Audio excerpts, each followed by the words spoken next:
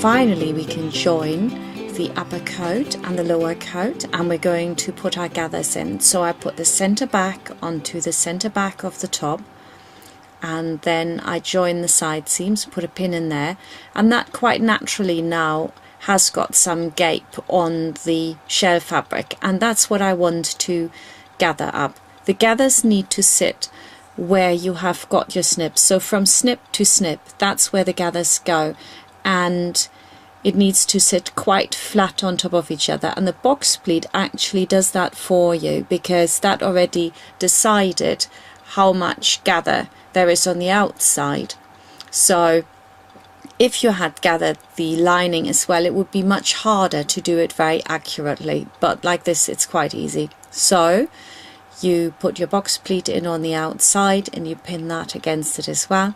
And when you're sewing this in, you're sewing again and you're pinning also from the side that you have got a visible stitching line already. That is where your piping is, because we will want to stitch exactly into that line again, and that makes life a lot easier.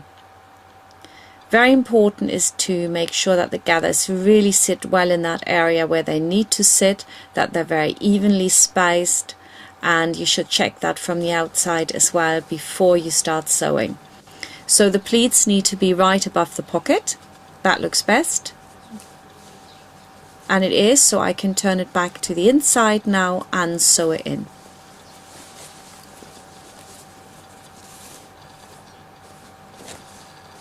And again, I'm taking my time with this, and I'm checking that nothing has pleated underneath it. I always straighten it out, so every 5-6 centimeters of sewing I actually stop and check.